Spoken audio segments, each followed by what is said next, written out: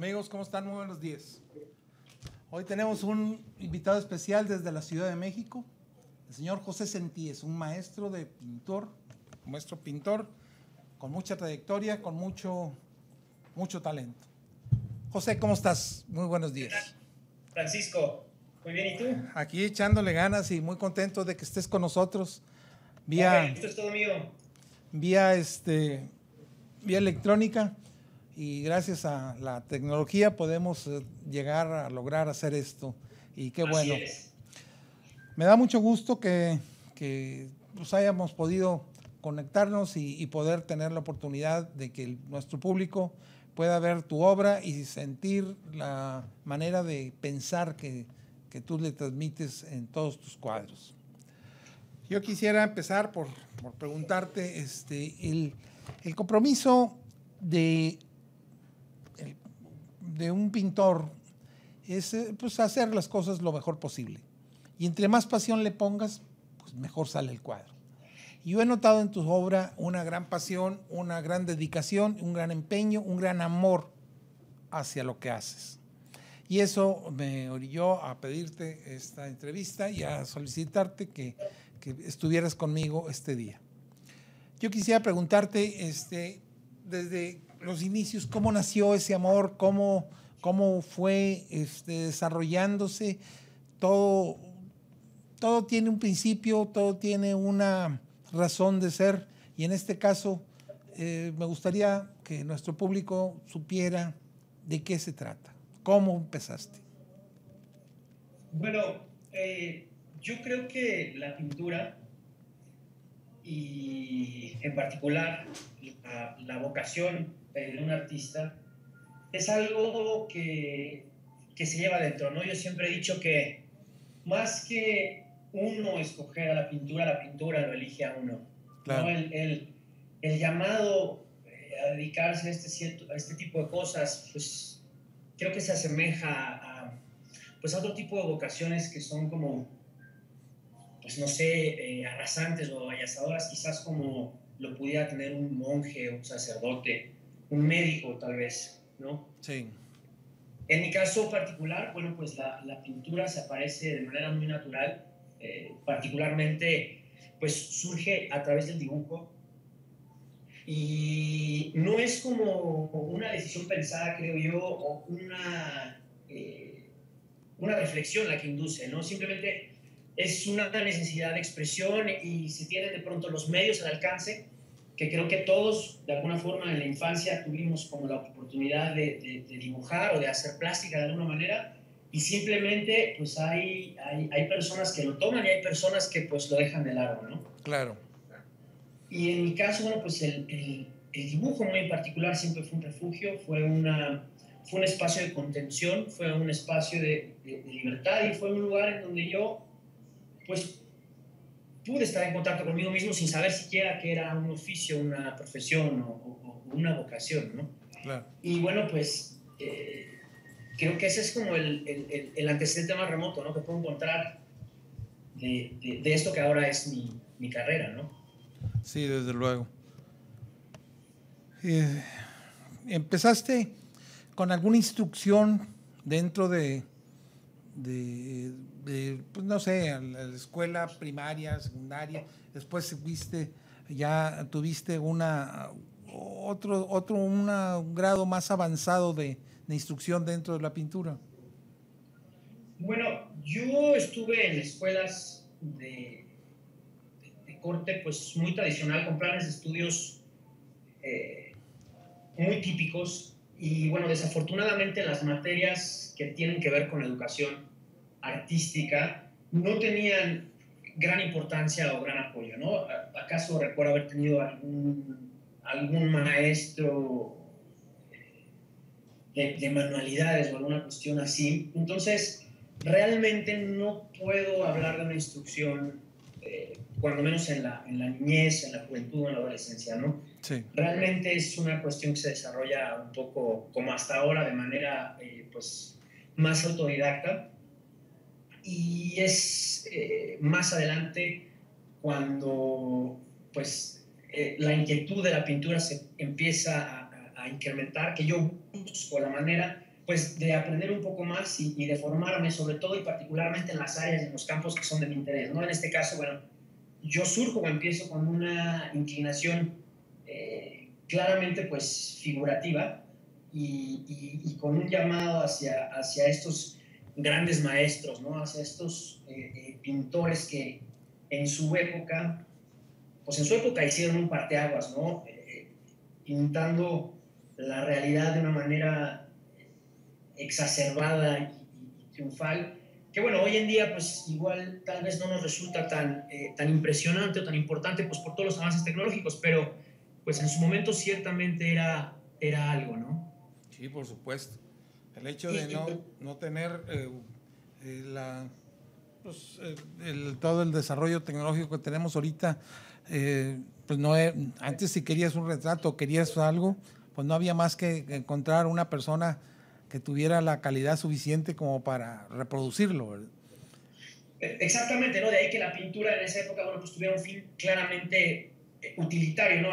Además de lo que pudiera ser hoy, o en ese mismo entonces, pues un fin artístico, expresivo o incluso decorativo, bueno, pues en ese entonces la pintura cumplía con una finalidad específica y cubría una necesidad, ¿no? Que era precisamente el plasmar un momento, una persona o un espacio determinado en un formato bidimensional de tal manera que pudiera subsistir o perdurar a lo largo del tiempo, ¿no? Cosa que hoy en día pues ha quedado agotado, ¿no? La pintura en ese sentido ha sido superada. Hay muchos otros medios que de manera más eficiente pueden cumplir con esa función y de ahí que bueno, la pintura pues tenga que apartarse o que recogerse para decir otro tipo de cosas, ¿no? Sí, y de otra manera, porque no simplemente la función de la pintura no es reproducir la naturaleza, sino además complementario con composición, con balance, con varias cosas, un chorro de cosas que al final de cuentas se van acumulando y van haciendo de una pintura algo mucho más que una fotografía. Totalmente, totalmente, sí. Mira, y particularmente a muchos pintores figurativos, algunos pintores realistas, se nos tilda de copistas, ¿no? Sí. Hay muchos casos en los que, bueno, pues sí, hay simplemente una mera reproducción fotográfica y el mérito artístico del pintor pues es la simple ejecución técnica, en donde lo que vale, bueno, pues es la capacidad de reproducir al pie de la letra, Claro. De una manera quizás un poco acentuada una imagen fotográfica. Pero bueno, pues como tú bien lo indicas, hay grandes pintores figurativos que ciertamente componen un espacio, que generan una realidad que no existe. Si bien a partir de imágenes figurativas, en realidad están proponiendo un universo en un contexto que en este caso es un lienzo, Claro. que está plagado de principios, plagado de razonamientos y que cuando se hace un análisis compositivo de la pieza, pues dista mucho de ser una fotografía o de ser una imagen o de ser un snapshot de una realidad que en su momento pues pudo haber sido existente, ¿no? Claro. Y además es superada la fotografía en muchos sentidos. Claro, totalmente. Inclusive, bueno, pues cuando uno trabaja, por ejemplo, en cuestiones como retrato y demás, y tiene quizás la capacidad de tener un contacto personal con la persona que se está, en este caso, pues retratando, tiene esa posibilidad como artista, llámame quizás utopista o un poco soñador, pero tiene la capacidad quizás de atrapar un poco de su alma, ¿no? Y de captar un poco de su espíritu, sí, para plasmarlo también, cosa que sin duda una cámara fotográfica pues dejará escapar, ¿no? Claro, exacto. En tu caso también hemos visto que tú utilizas diferentes formatos, diferentes materiales. No te limitas exclusivamente a un lienzo, no te limitas a una pintura o a una técnica o a una disciplina como el óleo o el acrílico o la acuarela, sino que tú incursionas dentro de toda una amplia gama de posibilidades para poder lograr el objetivo y transmitir lo que quieres decir con tu obra. ¿Cómo nació esta idea? ¿Cómo se fue fraguando la posibilidad de utilizar más recursos, más materiales, más formatos. Tenemos ahí una imagen en donde no es solo un bastidor, sino que utilizas diferentes materiales como maderas, como acrílicos, resinas y diferentes materiales. ¿Cómo nació todo eso? Bueno, el pintar sobre superficies diversas a la tela ha existido siempre. En realidad, el pintar sobre una tela es un proceso no novedoso, vaya, pero no fue el primero que existió. Pintar sobre tela es un invento que hicieron los pintores para que la pintura fuera más amable al transportarse y más amable al tratarse. En realidad, en un principio, pues la pintura más común era sobre madera tratada, ¿no? En ese sentido, el uso de materiales siempre ha sido frecuente en la pintura, ¿no? Bueno, recordemos los exvotos religiosos en donde los fieles encargaban a ciertos pintores la representación gráfica de ciertas peticiones, oraciones o encomiendas a algunos santos sobre láminas, ¿no? Y estas láminas pues se presentaban, ¿no? en iglesias y en templos, y bueno, pues se volvieron un verdadero ícono, y es un ícono particularmente mexicano, ¿no? Claro. Y bueno, pues de ahí ciertamente, bueno, pues han habido grandes artistas que han hecho uso de estos materiales, que han explotado estas técnicas y que han hecho de la pintura algo más que la simple representación sobre una tela, ¿no? Y además me parece muy interesante que son pintores mexicanos, y son pintores mexicanos de talla internacional los que han incurrido en este tipo de prácticas, ¿no? Siqueiros me parece el primero. Siqueiros es el primero que empezó a utilizar piroxilinas, resinas. Se dice que es uno de los creadores o uno de los pioneros en el uso de acrílicos, ¿no? Sí. De esta nueva síntesis de pigmentos que se plastifican, ¿no? Sí, y que se pueden usar al exterior y que aguantan mucha intemperie, como es el caso del Poliforum, ¿verdad? Exactamente, y que bueno, pues secan casi al instante, no por oxidación, sino por meramente un proceso de evaporación, ¿no? Sí. Y que realmente, pues como tú bien dices, generan una superficie que aguanta, ¿no? Que resiste otro tipo de lugares y de espacios. Muy difíciles, como es la intemperie, ¿verdad? Como es la intemperie, por ejemplo, y bueno, él también empieza o retoma esta idea del alto y bajo relieve, que también es una idea muy antigua, viene desde los frisios, viene desde Grecia, viene desde viene de mucha historia, pero lo retoma. Ahorita que tú mencionas el Poliforum, pues precisamente es eso, ¿no? El Poliforum es una serie de esculturas convertidas en pintura mural, que pues tienen altos, bajos relieves y que están hechos a base de materiales que no son de pintar o que no son pintura, y que sin embargo están utilizados en un lenguaje pictórico, ¿no? Claro. Entonces, bueno, esa creo que es una influencia importante, ¿no? Y bueno, pues de ahí vienen todos estos otros grandes maestros que a mí me influenciaron muchísimo, particularmente en las décadas de los 80s y 90s, donde yo, bueno, pues no sabía un ápice de la pintura como carrera, y bueno, pues veía a todos estos personajes como grandes genios y con una gran intriga de cómo es que habían logrado pues tener una vida, ¿no? Y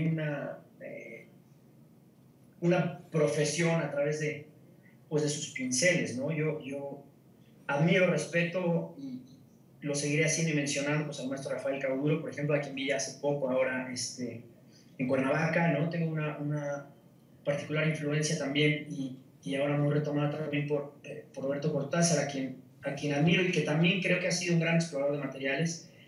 Y así creo que hay varios pintores que han tratado de salir un poco de esta bidimensionalidad pictórica, sin dejar de lado la técnica y sin dejar de lado los principios fundamentales que normalmente, o que rigen o deben regir tanto a la pintura como tal, como al diseño en general, ¿no? Son principios que desde el Renacimiento existen y que se han vuelto universales y comunes a la arquitectura, a la pintura, al diseño gráfico, al diseño industrial, periodístico, publicitario, en fin, ¿no? En esta ocasión tenemos aquí en pantalla una pintura en donde es un desnudo con un manto blanco. Y vemos que el formato está compuesto por diferentes tipos de elementos. En la fotografía, obviamente, pues, aunque hace maravillas, no es posible observar a detalle como se vería en vivo. ¿Cuáles son los elementos de los que está compuesto el formato de esta pintura? Ese cuadro es interesante y a mí me gusta en lo particular. Ese cuadro lleva el nombre de Dios es Negra y es un cuadro que habla sobre la discriminación en general. Y por eso es que toma a una mujer de color desnuda como ícono de varios temas que pueden ser motivo o razón de discriminación, ¿no? Sí. La raza, el sexo, en este caso, bueno, se asume que ella es de una nacionalidad extranjera y el cuadro tiene otros discursos que nos hablan de este tema. Y precisamente los materiales utilizados complementan esta idea. Los materiales son materiales de desecho, son materiales de desperdicio. El cuadro está compuesto por andamios de construcción ya utilizados, ya muy viejos. Okay. Esas son las maderas que integran el fondo. Hay un circuito visual un poquito compuesto ahí a la usanza de estas pinturas muy verticales que se usaban sobre todo en España, ¿no? Particularmente el Greco las utilizaban mucho para quitarles un poquito la monotonía de esos rectángulos tan alargados, ¿no? Si te fijas, hay un serpentinato ahí que se forma, que además forma unos números que tienen otro significado también. Pero el uso de estos materiales tiene que ver con el rescate también del desperdicio para hacer con ello arte. Es decir, que el despojo o lo que está despreciado o lo que se considera. Vamos a un corte porque tenemos alguna dificultad técnica aquí. Regresamos.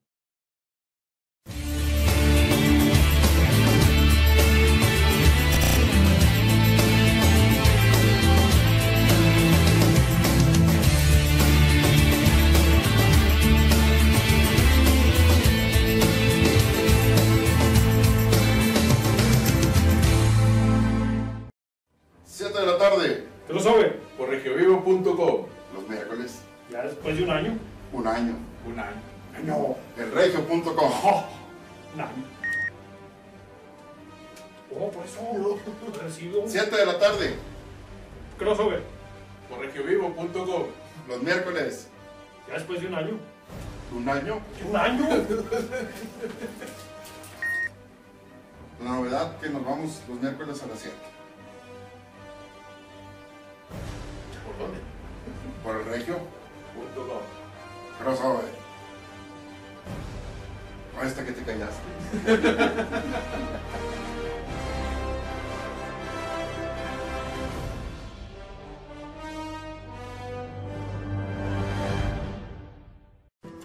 Te invito todos los lunes de 10 a 11 de la mañana, aquí por regiovivo.com, a que hablemos de arte con Francisco Gutiérrez, tu servidor, en donde tendremos entrevistas y reportajes de artistas nacionales, locales e internacionales.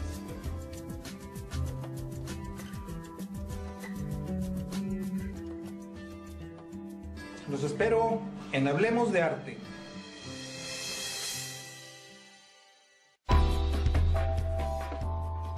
su amigo Humberto Sánchez los espera aquí en su programa Humanidad Extraterrestre, donde tocaremos temas de extraterrestres, contactados, invitados especiales, civilizaciones antiguas, mensajes, videos.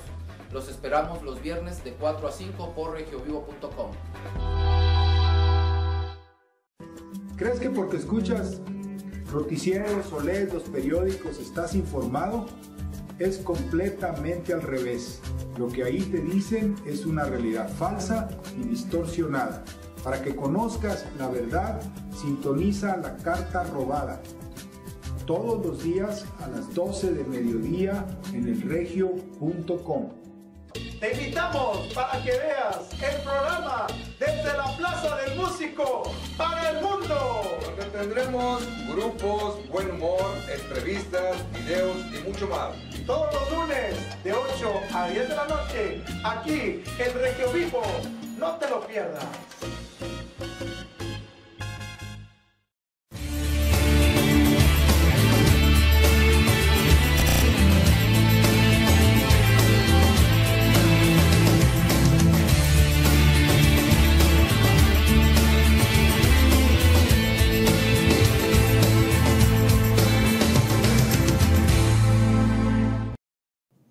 Aquí continuando con la entrevista con José Sentíes. José, a ver, estábamos comentando acerca del cuadro para terminar el tema de este maravilloso cuadro que hiciste, en donde es una protesta acerca de la discriminación de la raza que se ve en todos los países, inclusive aquí en México. Nosotros tenemos una gran discriminación a nuestra historia, a nuestro legado, a nuestras raíces. Nosotros descendemos de una raza que son autóctonos de aquí y sin embargo los tratamos como si fueran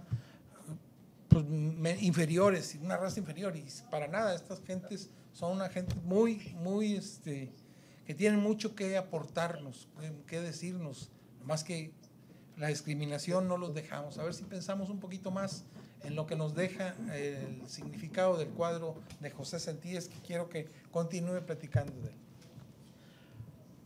Pues sí, José, hablábamos acerca de que ese cuadro se utiliza diferentes materiales, exacto. Pero vamos a hablar ya no tanto de los materiales. A mí me gustaría hablar más acerca del más a fondo, algo más espiritual del tema, ¿me explico? De la obra. Sí. Sí. Bueno, mira, aquí pues te comento, como te decía, yo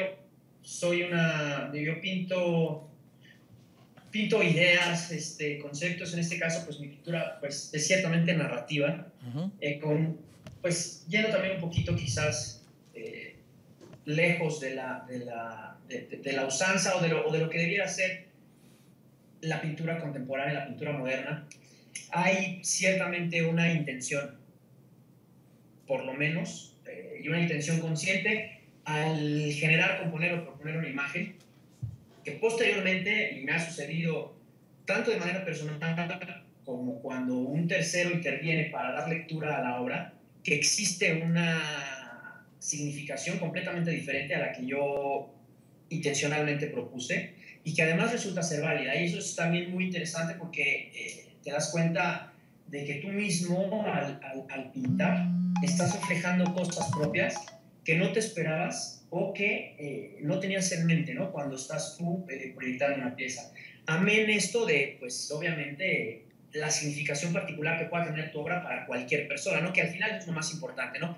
¿Qué le deja tu obra a alguien más sin que tú estés abriendo la boca, ¿no? Porque a veces también, pues, no es bueno estar hablando, ¿no? Pero bueno, siendo este el caso, el significado de esta obra en concreto, pues es esta manifestación de la divinidad en las minorías, de la divinidad en los grupos más vulnerables, en los focos que pueden ser objeto de abuso, que pueden ser objeto de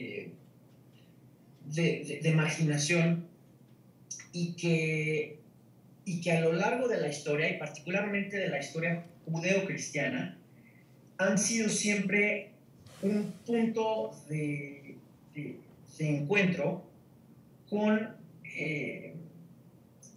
la transmisión de los mensajes que Dios, o en este caso el Dios de mi credo, ha realizado a la humanidad, ¿no? Entonces, bueno, aquí vemos una mujer, como lo decíamos, de color, con la mirada baja, de alguna forma no está en su espacio, está haciendo, está en una actitud de sumisión, tiene el torso semidesnudo, pero a la vez está avanzando, ¿no? Está surgiendo, está saliendo adelante, está contrarrestando esta situación. Y al final del día habrá un mensaje en donde se hará patente que si bien hubo una situación, una circunstancia de desigualdad, bueno, pues es precisamente en esa esfera o en esa atmósfera que puede realmente existir una transformación humana a través, vuelvo a lo mismo, y en mi credo, de una manifestación, de una supraconciencia, para que haya una evolución humana, ¿no? Un poco como la evolución de la sociedad o de las personas a través, ¿no?, de la manifestación o de la expresión de los mismos seres humanos en las circunstancias adversas, ¿no? Más o menos es el mensaje de esta obra. Como la metamorfosis de una mariposa o algo.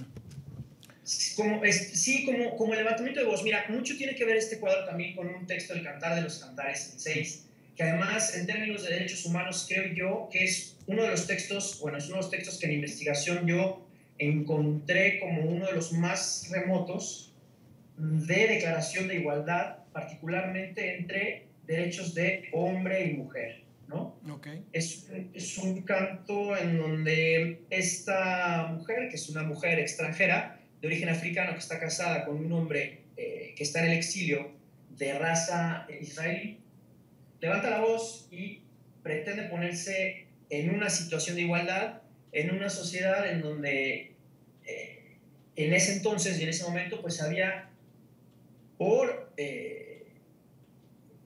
estatus unas diferencias marcadas, ¿no?, en cuanto al trato, los derechos y las obligaciones, ¿no?, de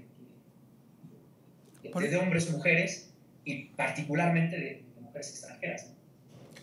Fíjate que por eso es importante esta clase de entrevistas, porque aunque podamos ver un cuadro que nos impacta, que nos dice mucho, pues no siempre puedes captar el mensaje tan profundo, tan abierto que mandas. Y pues el arte lo interpreta cada quien de acuerdo a sus vivencias, me explico.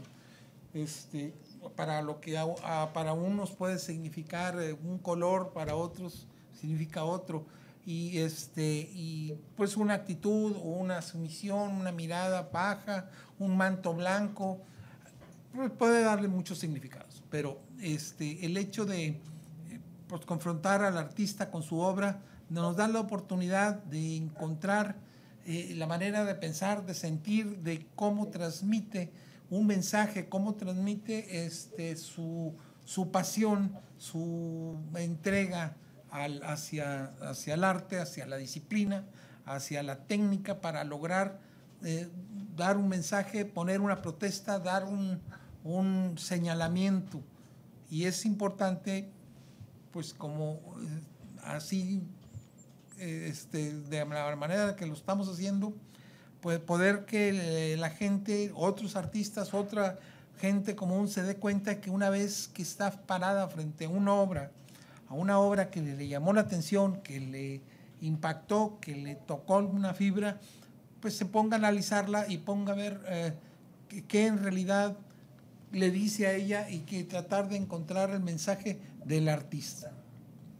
Eso es lo que supongo yo que es importante para toda vez de cómo observar el arte, cómo pararte ante una obra que te guste, porque yo lo he mencionado en algunas ocasiones, una obra de arte, una pintura no es como una película que tiene 2 horas para poder darte un mensaje, tiene diferentes música, tiene diferentes escenografía, vestuario, iluminación y una serie de elementos que lo conforman.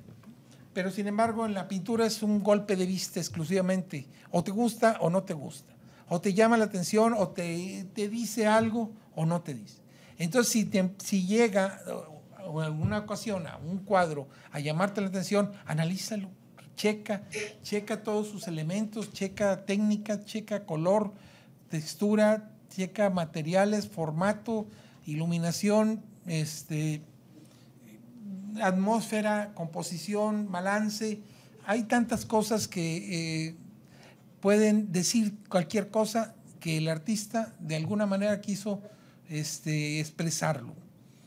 Yo pienso que en este caso, pues, como tú ya nos los comentaste, todos los elementos que están ahí, desde el formato de diferentes materiales, la expresión de una mujer, qué tipo de mujer, con el lenguaje, que en este caso trae una sábana, un manto, un lienzo que pues obviamente significa algo, ¿verdad? Todo eso es a grandes rasgos la espiritualidad de un cuadro, de una obra de arte que lo eleva de una simple imagen, una simple fotografía o una simple copiado a una obra de arte que tiene mucho más fondo que cualquier otra cosa.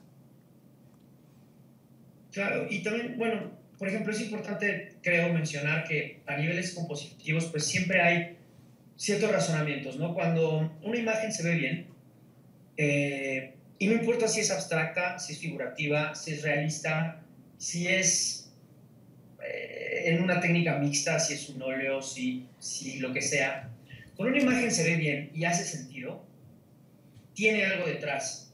Siempre hay un razonamiento, un espíritu compositivo, y por muy natural o por muy intuitiva que sea la pieza, cuando se filtra la imagen a través de ciertos criterios de diseño, de arte como tal, siempre hay ciertos elementos que hacen que la imagen funcione.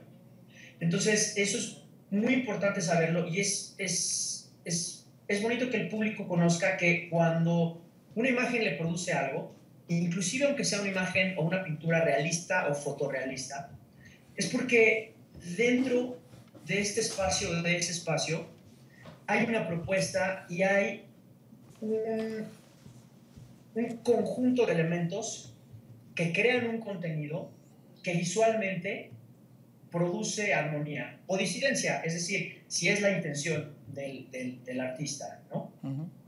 Pero eso toma un esfuerzo, eso tiene trabajo, eso tiene razonamiento, eso tiene garra, ¿no? Eso tiene alma. Entonces, el hecho, por ejemplo, de que una imagen funcione en este caso, por ejemplo, con maderas o con papeles o con lo que sea, tiene un cierto grado de reflexión, de análisis, de pensamiento, de pruebas, ¿no? de trabajo, ¿no? Lo mismo que el hecho de que, no sé, una obra hecha con puro pincel que tiene, si quieres, una simple figura a fondo que visualmente es atractiva, tiene ciertos elementos de equilibrio, de tensión, de armonía, de disidencia, en fin, que hacen que la obra funcione, ¿no? Entonces, a veces vemos una pintura y dices, pues me gusta y nada más, ¿no? Y no, como, bueno, retomando un poquito el tema, y no te pones a pensar que hay detrás muchas cosas, ¿no?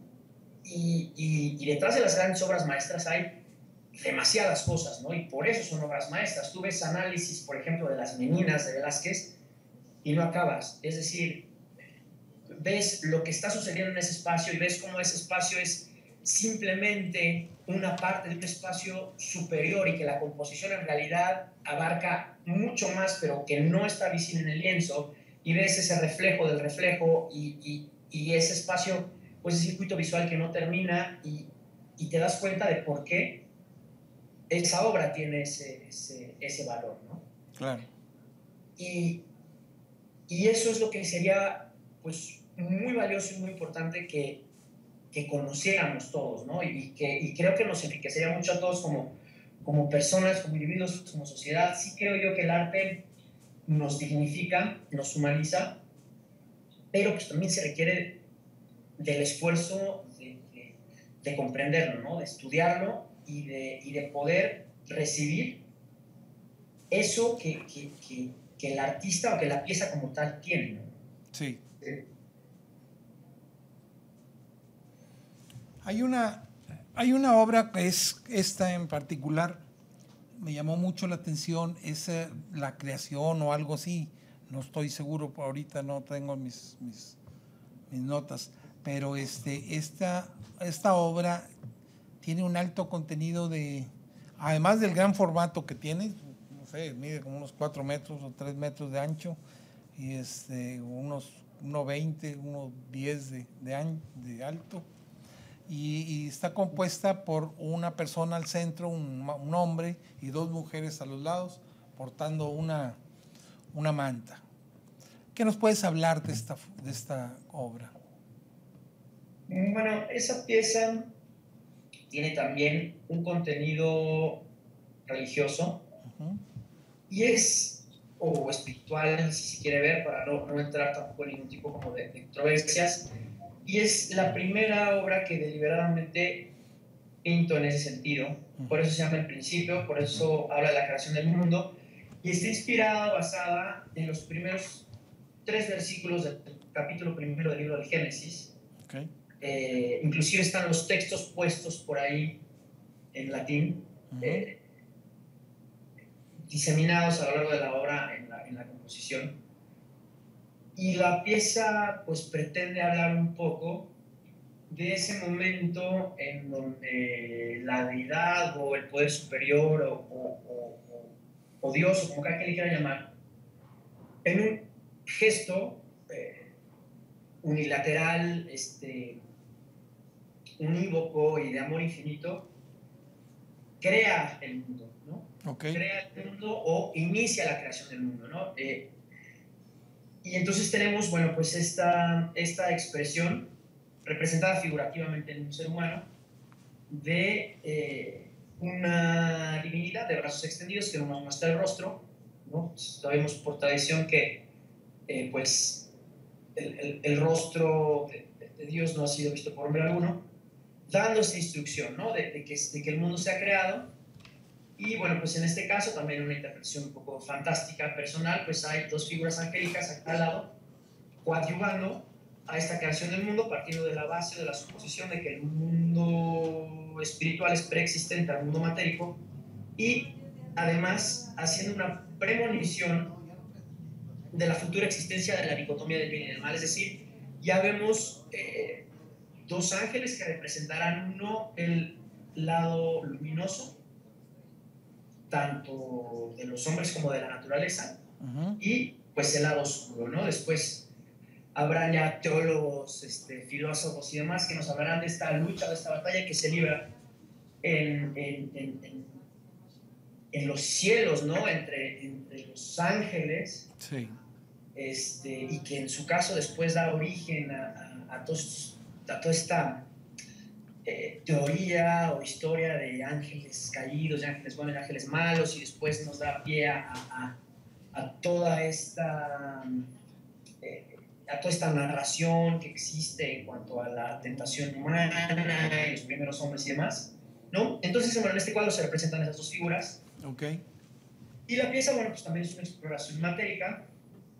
La pieza está hecha de placas de poliestireno enteladas, con una creta que imita un poco el material que se utilizaba para pintar al fresco, okay.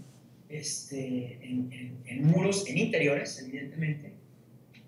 Y tiene algunos recortes como asemejando algunas placas de piedra, ¿no? Como si hubiéramos tomado, no sé si has visto, por ejemplo, estas extracciones que han hecho, por ejemplo, para algunos museos de ciertos interiores, por ejemplo, me acuerdo, no sé, me parece que es la tumba Nefertiti que está en Nueva York, y todos los interiores, los fricios, fueron trasladados y fueron reubicados. Okay. Entonces tienes de alguna manera los restos, ¿no? de los recortes de las piedras interiores, y es más o menos lo que se quiere imitar, ¿no?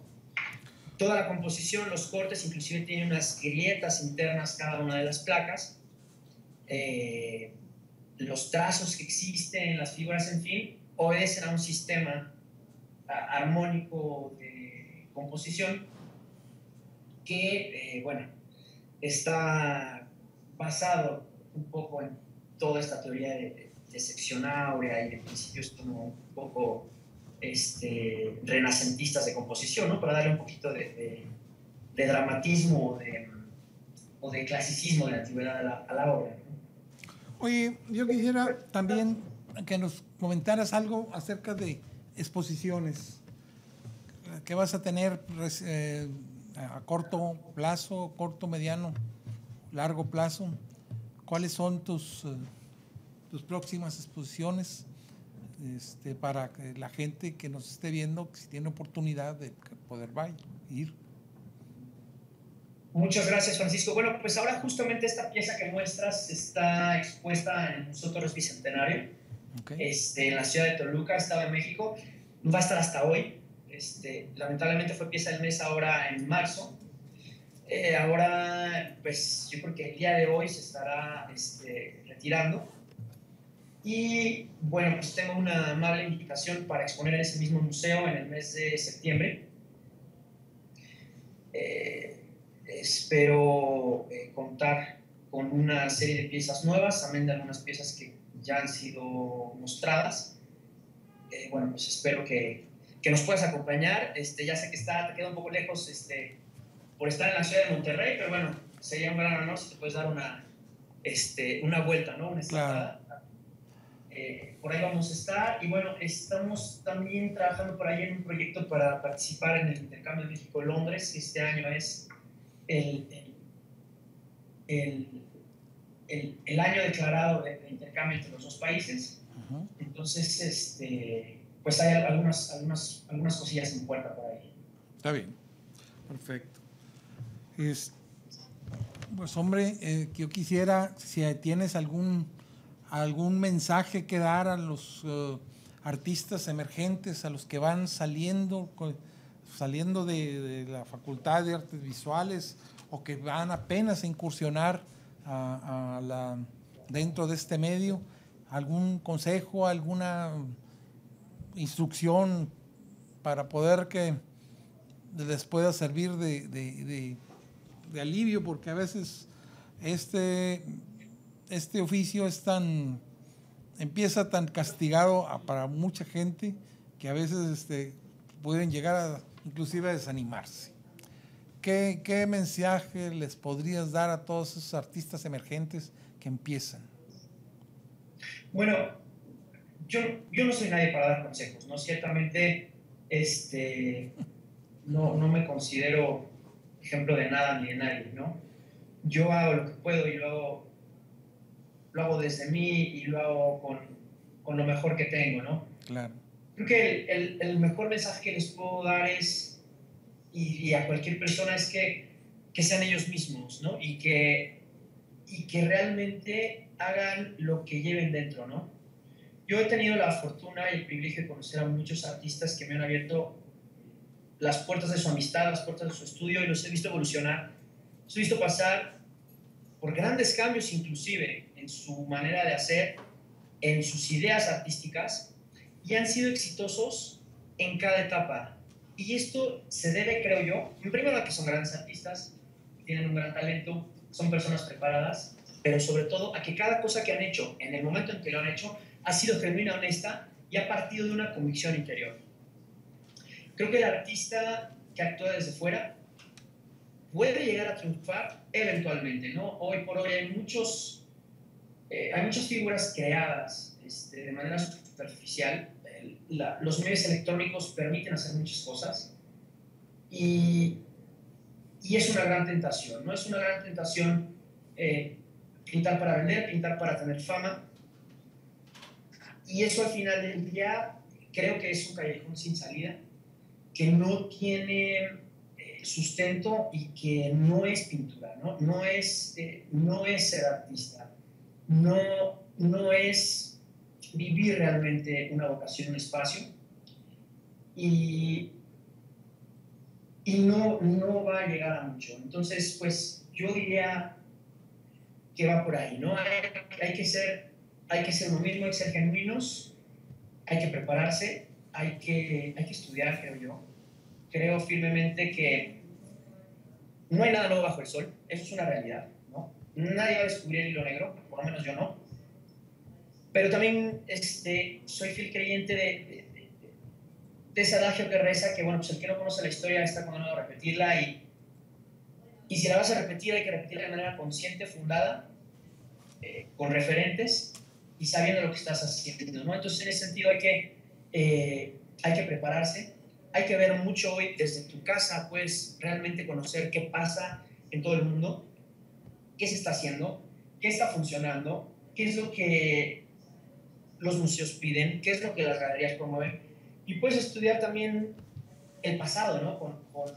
Con mucha claridad, con mucha comodidad, y puedes realmente tener un lenguaje fundado, ¿no? Un lenguaje que tenga bases, y ya de ahí puedes realmente soltarte a tener una vida propia, espontánea si tú quieres y natural, pero que tenga impregnado, ¿no? todo este contenido que creo yo que es esencial, ¿no? En el arte y en cualquier otro tipo de oficio o vocación. Pues hombre, te agradezco mucho el haber estado con nosotros este día. Fue muy interesante el hecho de... lo bonito de este programa es que, y lo comentaba yo en el noticiero pasado, tuvieron la oportunidad de promover el programa unos minutos antes, y comentaba que lo bonito de esto es que este trabajo me da la oportunidad de conocer a personas muy interesantes, que tienen mucho que decir, que tienen una manera de pensar muy, muy franca, muy abierta, muy sencilla, pero a la vez muy, muy concisa.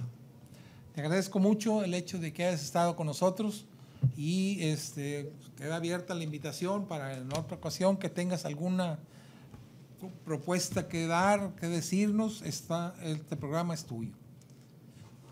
Francisco, ha sido un privilegio, un honor, te agradezco muchísimo pues la visita aquí al estudio, quedo también a tus órdenes y estoy para servirte.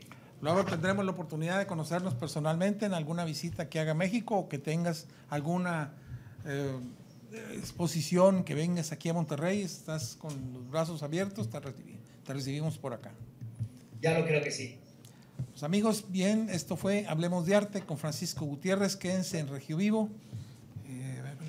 El próximo programa, Mujeres Emprendedoras, un programa muy interesante en donde pueden ver artículos de mucho interés. Los espero próximo lunes de 10 a 11 de la mañana en Hablemos de Arte. Yo soy Francisco Gutiérrez y quedo a sus órdenes.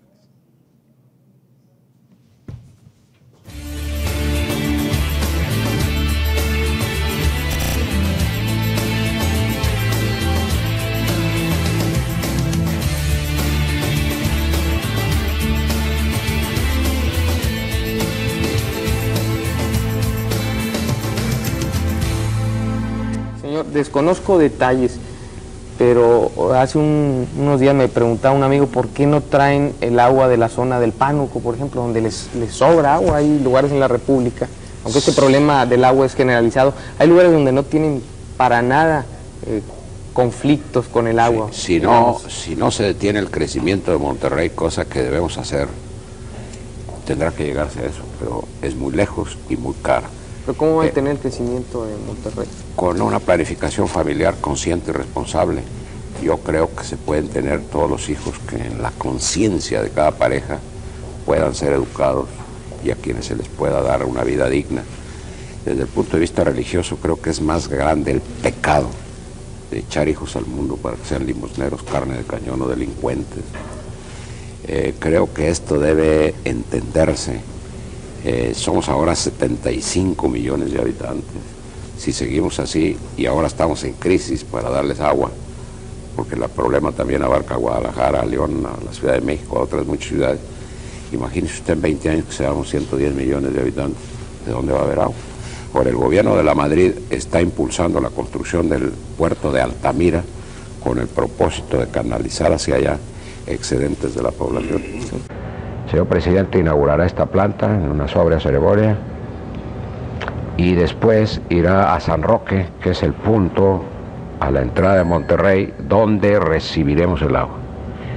Abrirá una válvula y simbólicamente, al salir un chorro enorme de agua, entrega el agua limpia a Monterrey, ya lista para ser usada, para ser bebida.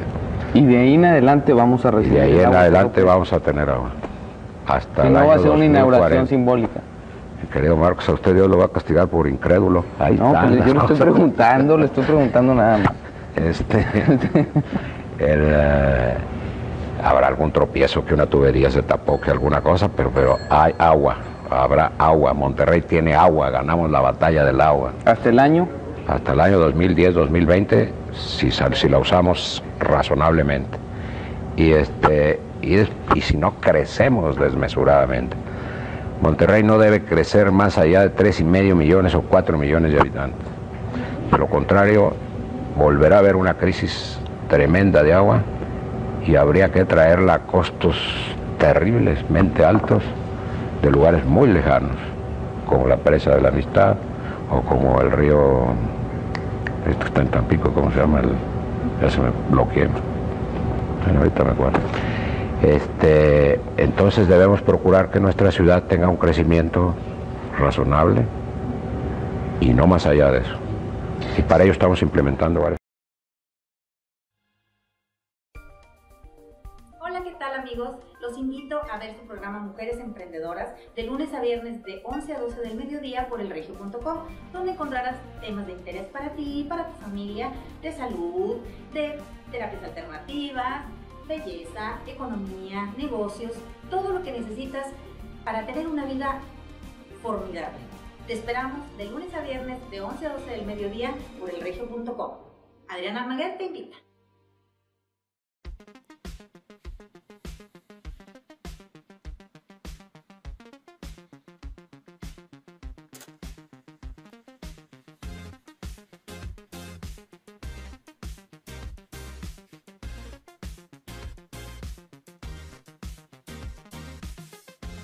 Cuestión de enfoque, martes a las 4 y jueves a las 5 de la tarde. ¿Qué tal amigos perreros? Los invitamos a el único programa capaz de reunir a la familia todos los sábados a las 5 de la tarde. Perros al aire. Aprende de razas caninas, cuidados, comportamientos, actividades y mucho más acerca del mundo de los perros. Recuérdalo,